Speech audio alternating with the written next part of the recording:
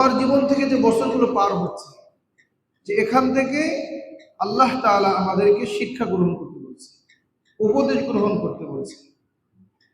যেমন আল্লাহ সুবহানাহু ওয়া তাআলা সূরাতুল ফুরকানের ৬২ নম্বর আয়াত আল্লাহ বলেন, ওয়াহুয়াল্লাযী জাআলাল লাইলা ওয়ান নাহারা খিলফাতান লিমান আরাদা আন ইয়াযাক্কারা আও আরাদা শুকুরা। এবং তিনি সেই সত্তা যিনি রাত এবং দিনকে পরস্পরের অনুগামী করে সৃষ্টি করেছেন। মানে আগে রাত আসবে, তারপরে দিন আসবে, আরবি সিস্টেম হিসাবে। তো দিনের মধ্যে রাতের মধ্যে আবার কম বেশি হয়। ইউলিজুল লাইলা ফিন নাহারি ওয়া ইউলিজুল নাহারা ফিল লাইল, ইখতিলাফুল লাইলি ওয়ান নাহার, এই রাত্র দিনের পরিবর্তন। আবার রাত দিনের মধ্যে ছোট হয়, বড় হয়। আল্লাহ বলেন, এই যে রাত্রির পরে দিন আসতেছে, দিনের পরে রাত্রি আসতেছে, একের পরে এক পরস্পরের মধ্যে অনুগামী করে সৃষ্টি করেছেন। সেই ব্যক্তির জন্য যে উপদেশ গ্রহণের ইচ্ছা রাখে কিংবা কৃতজ্ঞতা জ্ঞাপন করতে চায়। তাহলে এই রাত্রি দিনের পরিবর্তনটা কাদের জন্য বলেন? লিমান আরাদা আন ইয়াযাক্কারা, যে উপদেশ গ্রহণ করতে চায় অথবা আল্লাহ তাআলার কৃতজ্ঞতা জ্ঞাপন করতে চায়, তাদের জন্য। অর্থাৎ যারা চিন্তাশীল গবেষক, তাদের জন্য উপদেশ রয়েছে। আর যারা পশু পাখি হাইওয়ান জানোয়ারের মতো জীবনযাপন করে, এগুলো নিয়ে কোনো তার চিন্তা নেই, দিন বা যাচ্ছে, মাস যাচ্ছে, বছর যাচ্ছে, এগুলো নিয়ে তার কোনো পেরেশানি নেই, চিন্তা নেই, তো সে এখান থেকে কিছুই গ্রহণ করতে পারে। তাহলে আমরা যে ওয়াজ শুনি, নসিহা শুনি, যে শোনার মধ্যে ক্ষান্ত থাকার অবকাশ নেই, বরং এর মাঝে চিন্তা করার কি আছে বলেন? দরকার আছে। আল্লাহ তাআলা সেই কথার দিকে ইঙ্গিত করেছেন। তো আমাদের জীবন থেকে মনে করেন যে 1 বছর পার হয়ে গেল, তো মানে আমরা কবরের কাছে চলে গেলাম। আল্লাহ সুবহানাহু ওয়া তাআলা এই সম্পর্কে সূরাতুল আম্বিয়া 1 নম্বর আয়াত, সেখানে বান্দাকে হুঁশিয়ার করে বলেছেন, ইকতারাবা লিন-নাসি হিসাবুহুম ওয়া হুম ফি গাফলাতিন মু'রিদুন, যে মানুষের হিসাবের সময় ইকতারাবা, অতি নিকটে চলে এসেছে, কাছে এসেছে। যে কিয়ামত হবে, সেই সময় মানুষের জীবনের ভালো মন্দ কি করা হবে। ফামান ইয়ামাল মিসকালা যাররাতিন খায়রান ইয়ারাহ ওয়া মান ইয়ামাল মিসকালা যাররাতিন শাররান ইয়ারাহ, যে সামান্য কিছু করেছে সেটাও সে দেখতে পাবে, যে সামান্য ভালো মন্দ সবকিছুই সে কি করতে পারবে, অবলোকন করতে পারবে। যে সেই হিসাবের সময় তার অতি কাছে এসে গেছে। ওহুম ফি গাফলাতিন মু'রিদুন, অথচ সে এই উপদেশ গ্রহণ করা থেকে, আল্লাহ তাআলাকে স্মরণ করা থেকে গাফেল, উদাসীন, বিমুখ হয়ে আছে। আজকে দেখেন যে মুসলিম সমাজে বিচারীদের কৃষ্টি কালচারকে মহব্বত করে, ভালোবেসে যে পরিমাণ তারা আনন্দ উপভোগ করে,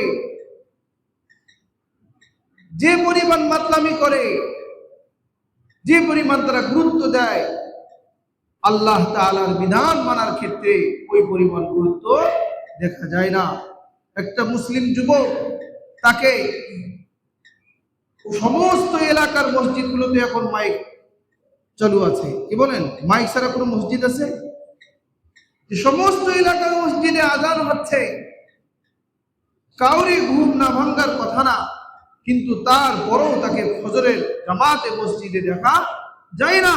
তাহাজ্জুদ দূরের কথা, কিন্তু ঠিক ওই যুবক যে কার খেলা হবে,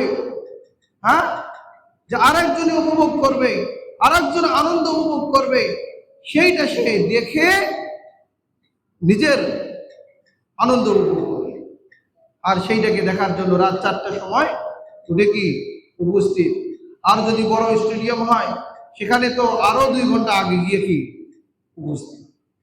তাহলে আল্লাহর ইবাদতের ক্ষেত্রে তাকে অগ্রগামী দেখা যায় না, কিন্তু শয়তানের অনুসরণ করার ক্ষেত্রে ঠিকই তাকে কি দেখা যায়? অগ্রগামী দেখা যায়। আল্লাহ তাআলা ওই কথার দিকে ইঙ্গিত করে বলেছেন, ওহুম ফি গাফলাতিন মুআরিদুন, অথচ সে আল্লাহ তাআলার জিকিরকে বাদ দিয়ে শয়তানের অনুসরণে আল্লাহ তাআলার হুকুম থেকে বিমুখ হয়ে গাফেল উদাসীন হয়ে আছে। সম্মানিত হাজিরিন, তো আমাদের জীবন থেকে একটা বছর পার হয়ে যাচ্ছে, আর একটা বছর আসতেছে। এখান থেকে আমাদের শিক্ষা নেওয়া দরকার। শিক্ষা এটাই যে আমি আমার জীবনের চেয়ে এক বছর কেটে গেল, আমি কবরের কাছে চলে গেলাম।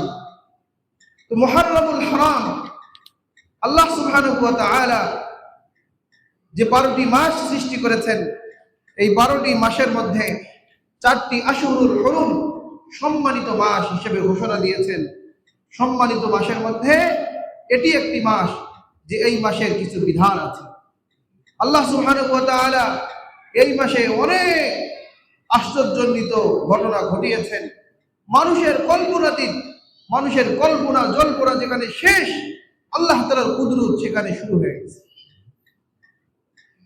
যে এই মাসে আল্লাহ তাআলা যে কুদরত ঘটিয়েছেন, এখান থেকে আম্বিয়া আলাইহিমুস সালামরা যে আমলগুলো করেছেন, ওই আমলগুলো করা, তা অনুসরণ করা আমাদের মুসলিম হিসেবে করণীয়, এবং এর সাথে সংশ্লিষ্ট কিছু বিষয় আছে যেগুলো বর্জনীয়, যেগুলো মুসলমানরা করতে পারে না।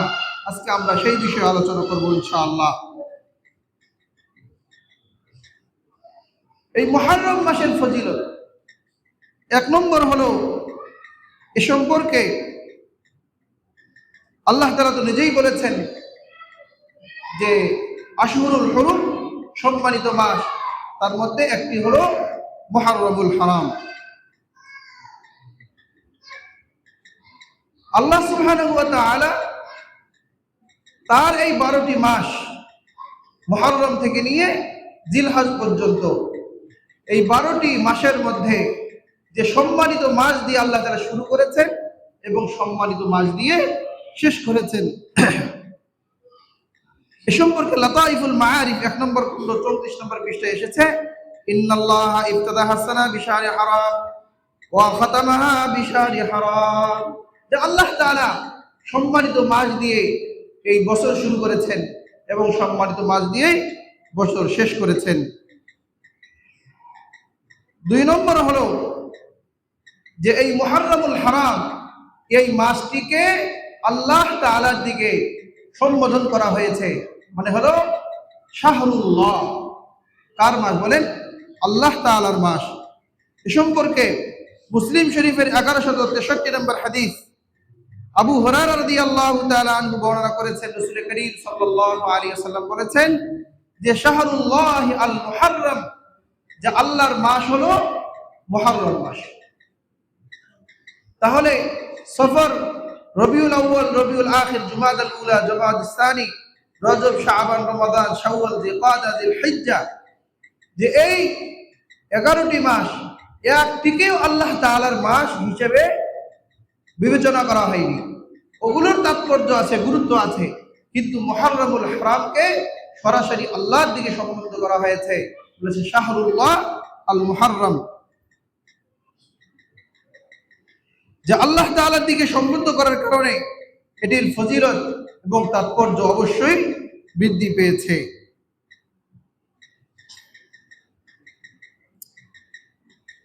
আরেকটি এই মাসের বৈশিষ্ট্য হলো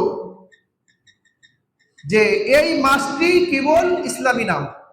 বলে ইসলামী নাম কেন বলা হলো? যে আগেকার যুগে এই মুহররমুল হারামকে বলা হতো আস-সফরুল আউয়াল, মানে সফরের প্রথম মাস, তারপরে আস-সফরুস সানি, এরপরে অন্য মাস শুরু হইত। তাহলে মুহররমুল হারাম এটি পৃথিবীর সূচনা লগ্ন থেকে শুরু করে ইসলাম আসার আগ পর্যন্ত এই নামটি ছিল না। ইসলাম আসার পরে এই নামটি আস-সফরুল আউয়ালের নাম হয়েছে আশ-শাহরুল মুহররম। এ সম্পর্কে মুসলিম শরীফের একটি ব্যাখ্যা গ্রন্থ আল্লামা জালালউদ্দিন সুয়ুতী রহমতুল্লাহ আলাইহি তিনি উল্লেখ করেছেন 3 নম্বর খণ্ডের 252 নম্বর পৃষ্ঠা, যে ইন্না হাযাল ইসমা ইসলামিয়ুন دون سائر الشهور فإن أسماؤها كلها على ما كانت عليه في الجاهلية وكان اسم المحرم في الجاهلية صفر الأول فلما جاء الإسلام سمى الله المحرم যে জাহিলি যুগে অর্থাৎ পৃথিবীর সূচনা লগ্ন থেকে শুরু করে জাহিলি যুগ পর্যন্ত ইসলাম আসা পর্যন্ত এটার নাম ছিল আস-সফরুল আউয়াল, কিন্তু ইসলাম আসার পরে এটার নামকরণ করা হয়েছে আশ-শাহরুল মুহাররম। তাহলে এই 12টি মাসের মধ্যে এই মাসের তাৎপর্য এটি যে এটা একটা ইসলামী নাম। এই মাসের কিছু আমল, 1 নম্বর আমল হলো আফদালুস সিয়ামি বা'দা রমাদান শাহরুল্লাহিল মুহাররম ওয়া আফদালুস সালাতি বা'দাল ফরিদাতি সালাতুল লাইল। মুসলিম শরীফের 1163 নম্বর হাদিস, রাসূল করিম সাল্লাল্লাহু আলাইহি সাল্লাম বলেছেন যে রোজার মধ্যে শ্রেষ্ঠতম রোজা হলো রমজানুল মুবারকের পরে শাহরুল্লাহিল মুহাররম, মুহররম মাসের রোজা। আর নামাজের মধ্যে ফরজ নামাজের পরে শ্রেষ্ঠতম নামাজ হলো তাহাজ্জুদের নামাজ, রাতের নামাজ। কারণ তাহাজ্জুদের নামাজ পড়া ছাড়া কেউ বড় বুজুর্গ সম্মানিত ব্যক্তি হতে পারে না। কেউ যদি আল্লাহ তাআলার সম্মানিত মুকাররম এর পরিচয় দেয় তাহলে অবশ্যই তার গুণে, তার মধ্যে তাহাজ্জুদের গুণ এবং সিফাত লাগবে। তো এখান থেকে এই মুসলিম শরীফের হাদিস থেকে আমরা পাই না যে ফরজ রোজার পরে, রমজানের রোজার পরে সবচেয়ে ফজিলতপূর্ণ রোজা হলো মুহররম মাসের রোজা। যে রমজানুল মুবারকের পরে এটি শ্রেষ্ঠ মাস। যে জিলহজ মাসেরও ফজিলত গেছে, কিন্তু সেখানে শুধুমাত্র 10 দিনের ফজিলত, পুরা মাসের ফজিলত বয়ান করা হয়নি। আর এই মাসটিকে রমজানুল মুবারকের পরে শ্রেষ্ঠতম মাস হিসেবে ঘোষণা দেওয়া হয়েছে। আসরুল কুবরা আলিন নাসাই 4202 নম্বর হাদিস, খায়রুল লাইলি জাওফুহু ওয়া আফদালুল আশহুরি শাহরুল্লাহিল্লাযী তাদউনাহুল মুহাররম। ওই পূর্বের মতো মাফহুম যে রাতের মধ্যে শ্রেষ্ঠতম অংশ হলো জাওফুহু, অর্থাৎ মধ্যরাত। আর মাসের মধ্যে শ্রেষ্ঠতম মাস হলো যে তাদউনাহু, যেটাকে তোমরা ডাকো, যেটাকে তোমরা বলো আল মুহাররম, সেটা হলো মুহাররমুল হারাম, এই মাস। তো আমরা রোজা রাখবো, কতটা রোজা রাখবো? মুহররমের রোজা হলো 2টা, যে 10 তারিখ মূল রোজা, 10 তারিখের সাথে 11 তারিখ কিংবা 9 তারিখ, এই একটা রোজাকে যোগ করব। যোগ করার কারণ হলো যে রাসূল করিম সাল্লাল্লাহু আলাইহি ওয়াসাল্লাম যখন মদিনাতে গেলেন, গিয়ে দেখলেন যে ইহুদিরা তারা এই দিনে রোজা রাখে। তখন তাদেরকে জিজ্ঞাসা করলো যে তোমরা এই দিনে কেন রোজা রাখো? তখন তারা বলল যে আল্লাহ সুবহানাহু ওয়া তাআলা ফিরাউনের দাসত্ব শৃঙ্খল থেকে এই বনি ইসরাইলকে কিবতীদের হাত থেকে আল্লাহ তাআলা রক্ষা করেছেন। এর শুকরিয়া হিসাবে মুসা আলাইহিস সালাম তিনি এই দিনে রোজা রাখতেন, আর আমরা তার অনুসারী হিসাবে এই জন্য আমরা রোজা রাখি।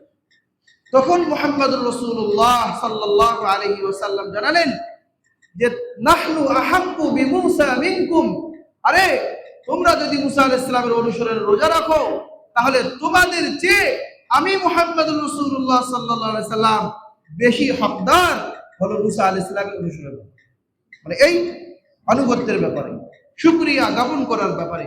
কেননা তোমরা তো মুসাকে পরিপূর্ণ মানো না। যে মুসাকে যদি পরিপূর্ণ মানতে তাহলে আমাকে রাসূল হিসেবে মানতে, কারণ তাওরাতে তো সেগুলি ইঙ্গিত দেওয়া আছে। ইয়ারিফুনাহু কামা ইয়ারিফুনা আবনাআহুম, তারা নবীকে তাদের নিজেদের সন্তানকে যেরকম সুন্দরভাবে চেনে, ঠিক হুজুরকে তারা ওইভাবেই চেনে। কারণ অবয়ব কাঠামো, তার স্ট্রাকচার সহ সবকিছু তাওরাতে কি দেয়া আছে। যে দেওয়ার পরও শুধুমাত্র হটকারিতা বশত যে হুজুর কেন ইসমাইলের বংশের থেকে আসলো, কেন ইসহাকের বংশের থেকে আসলো না, এই যে একটা তাদের মানে হিংসা, হিংসার বশবর্তী হয়ে তাদের বংশের থেকে না আসার কারণে তারা হুজুরকে কি করতেছে না, মানতেছে না। অথচ তারা সারা দুনিয়া ঘুরে মদিনাতে এসে অবস্থান করছে। তাদের কিতাবে এটাও লেখা আছে যে সে কোথায় জন্মগ্রহণ করে করুক, কোথায় থেকে থাকুক, শেষ পর্যন্ত তার হিজরত হবে এই মদিনায়। তার মানে এই স্থানে আসলে তার সঙ্গে আমাদের দেখা হবেই। তাহলে এত কিছু জানার পরও তারা হুজুরকে কি করতেছে না, মানতেছে না। এজন্য নবীজি বললেন, নাহনু আহাক্কু বিমূসা মিনকুম, যে আমি মুসা আলাইহিস সালামের এই অনুসরণের ব্যাপারে তোমাদের থেকে বেশি হকদার। তখন নবী আলাইহিস সালাম নিজেও রোজা রাখলেন এবং সাহাবায়ে কেরামদেরকে রোজা রাখার নির্দেশ দিলেন এবং পরবর্তীতে এই ঘোষণা দিয়েছে যে তারা যেহেতু বলছে খালিফুল ইয়াহুদ ওয়ান নাসারা, যে তোমরা ইহুদি খ্রিস্টানদের বিরোধিতা করো। তাহলে আল্লাহ রাসূল সাল্লাল্লাহু আলাইহি সাল্লাম বিজাতিদের অনুসরণ তো দূরের কথা, যে দ্বীনি কাজে, দুনিয়াবি কাজে তো না, বরং দ্বীনি কাজে, ধর্মীয় কাজে, সে ক্ষেত্রেও বিজাতিদের অনুসরণ থেকে বের হয়ে আসতে বলছে।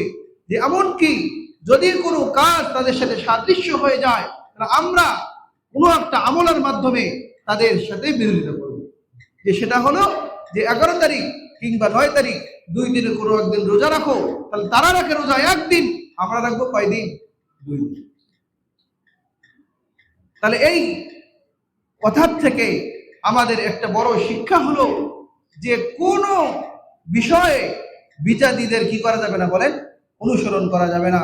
আনন্দ বলেন, বিনোদন বলেন, আরো যত লাইনে তাদের অনুসরণ হয়, পারিবারিক সামাজিক নিয়ম নীতির ক্ষেত্রে প্রত্যেক কাজেই তাদের বিরোধিতা করা চাই।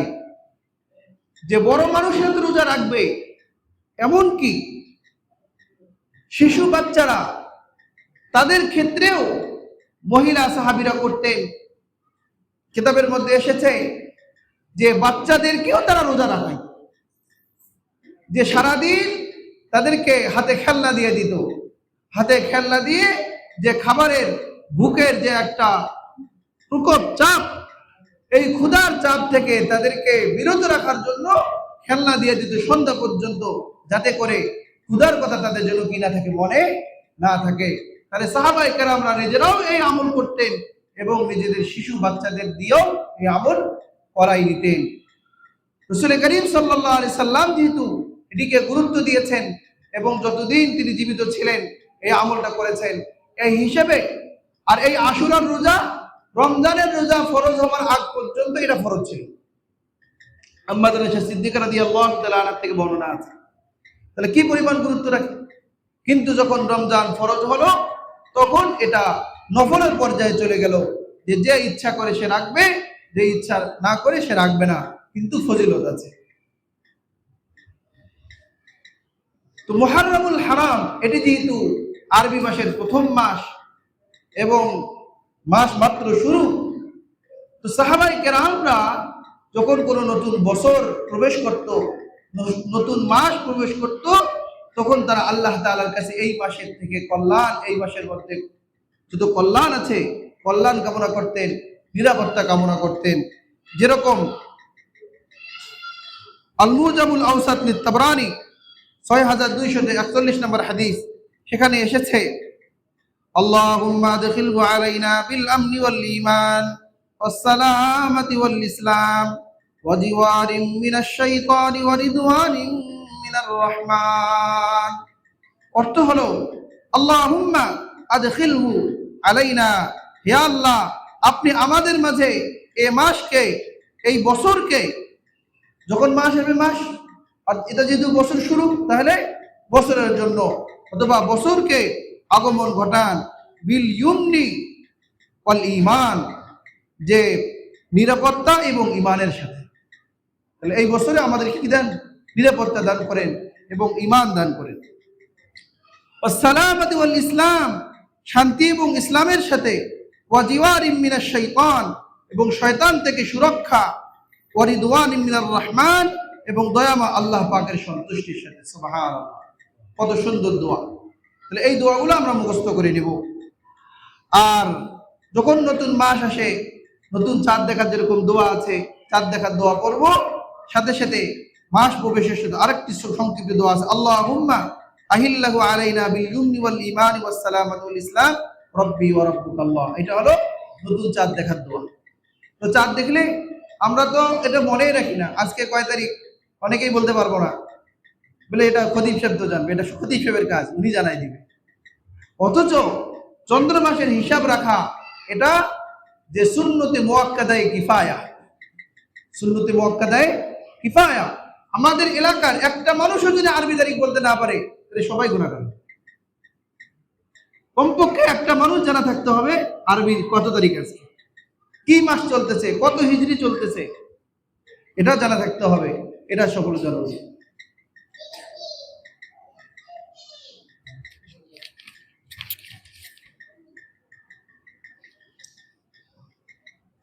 এই মাসের আর কিছু আমল হলো বেশি বেশি তওবা এবং ইস্তিগফার করা।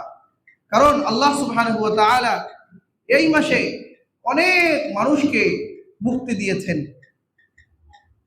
যেমন ফিরাউনের কবল থেকে মুক্তি দিয়েছেন এবং অনেক জাহান্নামীকেও আল্লাহ তাআলা মুক্তি দেন। এজন্য বেশি বেশি ইস্তিগফারের মাধ্যমে আল্লাহ তাআলার কাছে আমরা যদি তওবা করি তাহলে আল্লাহ তাআলা আমাদের তওবা কি করবেন, কবুল করবেন। বলে কেন? ওই যে বনি ইসরাইলকে ফিরাউনের কবল থেকে মুক্তি দিলেন, মুক্তি দেওয়ার পরে এরা তো একটু বাঁকা জাতি ছিল, হ্যাঁ। মুসা আলাইহিস সালাম এদেরকে হারুন আলাইহিস সালামের পাহারায় রেখে তাওরাত নিতে গেছে। তো সেখানে আল্লাহ তাআলার কাছে যাওয়ার পরে আল্লাহ তাআলা বলছে তুমি একটা চিল্লা লাগাও। প্রথমে 30 দিনের কথা ছিল যে আরো 10 দিন থাকো, তাহলে 40 দিন, এক চিল্লা লাগাও। তো 40 দিন সেখানে থাকছে। 40 দিন থেকে তাওরাত মাথায় নিয়ে আসতেছে। এর মধ্যে সামিরি নামে একজন লোক ছিল, সে বড় বিচক্ষণ ছিল। তো সে অনেক কিছু জানতো। তোর এই জ্ঞানটা ছিল যে জিবরিল আমিন যে আসে, জিবরিলের যে ঘোড়ার পায়ের নিচে যে এক প্রকার প্রাণ থাকে। তো ওই ঘোড়াটা যেখানে পড়বে, যদি বালুর মধ্যে পড়ে তো বালুর মধ্যে প্রাণ সঞ্চালন হয়। তো সে কি করছে, ওই জিবরিলের ঘোড়ার পায়ের নিচের থেকে বালুটা সংরক্ষণে রাখছে। রেখে এখন মুসা আলাইহিস সালাম আসতে যেহেতু দেরি হচ্ছে, সে ওই মহিলারা যাদের স্বর্ণ গহনা ছিল সমস্ত স্বর্ণ গহনা নিয়ে পুরে একটা বাছুর বানাইছে। বাছুর বানাইয়া ওই বাছুরের নাকের মধ্যে ওই বালুটা ঢুকাই দিছে। তো বালুটা ঢুকাই দেওয়ার কারণে এখন প্রাণ সঞ্চালন হয়েছে, যার কারণে এটা খরখর শব্দ করে, ফাখাররা, যে খরখর শব্দ করে, মানে স্বর্ণের বাছুর, সেখানে আবার প্রাণ চলে আসছে, বিশাল ব্যাপার না। এখন সে বলতেছে আচ্ছা দেখো, মুসা তো গেছে, অনেক দিন হয়ে গেছে, সে আসতেছে না, এখানেই তো মুসার রব চলে আসছে। বলুন নাউজুবিল্লাহ। যে তোমরা একে সিজদা করো, মানে একেই পূজা করো, তাহলে তোমার রবকে পূজা করা হয়। এই যে বাছুর পূজাতে লাগাই দিল। তো এরপরে আল্লাহ তাআলা এর ব্যাপারে কঠিন শাস্তি নাযিল করেছে। মুসা আলাইহিস সালাম যখন এসে এই অবস্থা দেখছে, মাথা খারাপ, যে তাওরাত কিতাব মাথার থেকে ফেলাই দিয়া মুসা আলাইহিস সালামের দাড়ি ধরে, হারুন আলাইহিস সালামের, অথচ উনি বড় ভাই, কিন্তু সেন্স ঠিক নেই। এদের অবস্থা দেখে বড় ভাইয়ের দাড়ি ধরে ফেলছে। সে বলছে লা তাখুজ বিলিহিয়াতি ওয়ালা বিরাসি, খালি দাড়ি ধরে নাই, এক হাত দিয়ে চুল ধরছে আর এক হাত দিয়ে দাড়ি, যাতে করে লড়তে না পারে। তুমি পাহারা রেখে গেছি, তুমি কি করছো? হারুন আলাইহিস সালাম বলছে ইয়া ইবনা আম্মি লা তাখুজ বিলিহিয়াতি ওয়ালা বিরাস ইন্নী খাশিতু আন তাকুলা ফাররাকতা বাইনা বনি ইসরাঈল ওয়া লাম তারকুব কওলি। যে আমি এদেরকে এত কিছু দেখার পরও বাধা এই জন্য দেই নাই যে মাত্র আমরা ওখান থেকে উদ্ধার হয়ে আসছি, আমি যদি বাধা সৃষ্টি করি তাহলে এদের পরের মধ্যে দলাদলি হয়ে যাবে। এজন্য আমি তোমার আসা পর্যন্ত অপেক্ষা করছি। এরপরে সামিরিকে বলছে ইয়া সামিরি, তোমার খবর কি? তো ক্বালা বাসরতু বিমা লাম ইয়ানসুরু বিহি ফাকাবাজতু কবযাতাম মিন আসারির রাসূল ফানাবাজতু ওয়া কাযালিকা সাওয়ালাত লিনাফসি। বলে আমার নফস এখানে ঘুমোতনা দিছে, আর আমি জিবরিলের পায়ের নিচে এটা দেখছি, এইটা আমি করছি। তো আল্লাহ তাআলা তার দুনিয়াতে আযাব নাযিল করেছে, আন তাকুলা লা মিসাস। সে যেখানেই যাবে, কেউ যদি তাকে ধরতে যায়, স্পর্শ করতে যায়, সে বলবে লা মিসাস, তুমি আমাকে স্পর্শ করো না। মানে মানুষের স্পর্শ সে সহ্য করতে পারবে না, তার দুনিয়ার শাস্তি, পরকালে তার শাস্তি আছে। তো এই যে এখানে যারা কি করলো, সিজদা করলো, এরা 70,000-এরও বেশি। তো এরা কুফরি করলো না? কুফরি করছে কিনা? এদের তওবা লাগবে না? যে মুসা আলাইহিস সালামের শরীয়ত একটু কঠিন ছিল, আমাদের শরীয়ত যেরকম একটু আস্তাগফিরুল্লাহ লা হাওলা ওয়ালা কুওয়াতা ইল্লা বিল্লাহ পড়িয়ে পার পেয়ে গেলাম, কুফরি করতেছি তারপরেও আস্তাগফিরুল্লাহ পড়ি, কিন্তু মুসা আলাইহিস সালামের শরীয়ত ছিল কঠিন। তখন বিধান নাজিল হলো এদের সবাইকে জবাই করতে হবে, সবাইকে জবাই করতে হবে। যে একজন আর একজন পরস্পরের মধ্যে কি করতেছে, জবাই চলতেছে, এরকম হাজার হাজার মানুষকে কি করতেছে, জবাই করে তওবা। আর এর মধ্যে আবার কিছু মানুষের তওবা আল্লাহ কি করেছেন, কবুল করেছেন। তো এই সময়ে যেহেতু অনেক মানুষের তওবা আল্লাহ কবুল করেছেন, সেই সাথে আমরাও যদি তওবা ইস্তিগফার করি, আল্লাহ তাআলা আমাদের তওবাও কি করবেন, কবুল করবেন। তো সম্মানিত হাজিরিন, তো এই মাসের আমাদের সবচেয়ে বড় শিক্ষা এটাই যে আমরা আল্লাহ তাআলার পক্ষ থেকে যে সমস্ত নিয়ামত নাজিল হয়েছে, এই নিয়ামতের শুকরিয়া হিসেবে আম্বিয়া আলাইহিমুস সালামরা যেরকম আল্লাহ তাআলার অনুগামী হয়েছেন, রোজা রেখেছেন, আমল করেছেন, তো ঠিক আমাদের শিক্ষা এটাই, আল্লাহ তাআলার পক্ষ থেকে আমরা যখন কোনো নিয়ামত প্রাপ্ত হব, তখন বাড়িতে বক্স নিয়ে এসে বাজাবো নাকি নাকি শুকরিয়া হিসেবে নামাজ পড়তে হবে, রোজা রাখতে হবে? এটাই তো নবীজির শিক্ষা, এটাই তো আমল। তাহলে আমরা যখন বিবাহ শাদী করি বা বিবাহ শাদী দেই, এটা কি আনন্দের বিষয় না দুঃখের বিষয়? বলেন, আনন্দের বিষয় না? তাহলে আনন্দ কি ওই 3 দিন থেকে বক্স বাজায় আমল করবে? এই আমি আমাদের বাসার সামনে ওখানে বাসা ভাড়া নিয়ে থাকি, ওরকম একটা বিয়া হচ্ছে যে দিনের বেলা মহিলারা গীত বলতেছে মাইকে, আর রাতের বেলা এদের বক্সের বাজে মানুষের সামনে ঘুম হারাম হয়ে যাচ্ছে। মানে মনে হয় এরা যে মুসলিম, এরা ভুলে গেছে। আল্লাহ বলছে ওয়াহুম ফি গাফলাতিন মুরিদুন, যে এদের হিসাব কাছে চলে আসছে, অথচ তারা উদাসীন, আল্লাহ স্মরণ থেকে বিমুখ। তো আমরা নামে মুসলিম হলে হবে না, নবী আলাইহিস সালামদের, আম্বিয়া আলাইহিস সালামদের অনুসরণ এটাই আমাদের করণীয়। আর মুহররম সম্পর্কে আর যত আতশবাজি, ফটকা ফুটানো, এই শিয়ারা যে মাতন কুরসি করে, তাজিয়া বের করে, এই সমস্ত কিছু দেখা এবং সেখানে অংশগ্রহণ করা, সেগুলিকে পছন্দ করা, সেটাকে সমর্থন করা, কোনোটাই ইসলাম সমর্থন করে না।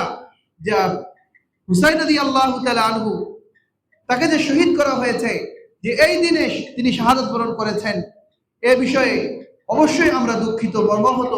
তবে এই আশুরার সঙ্গে সরাসরি এর কোনো সম্পর্ক নাই, বরং এই আশুরার দিনে তার শাহাদাত হওয়ার কারণে আল্লাহ তাআলা তার শাহাদাতের মর্যাদা আরো বৃদ্ধি করে দিয়েছে। আমাদের আকীদা বিশ্বাস এটি, এর বাহিরে অন্য কিছু না। কারণ এর আগেও বহুত বড় সাহাবায়ে কেরামরা আরো মর্মান্তিকভাবে কি করেছেন, শহীদ হয়েছেন। এজন্য এর শাহাদাত যদি আমরা পালন করতে যাই, তাহলে সেগুলোও পালন করব, তাই না? এজন্য কোনো কুসংস্কারের কাছে যাব না। আর একটা আমল, হাসান বসরি রাদিয়াল্লাহু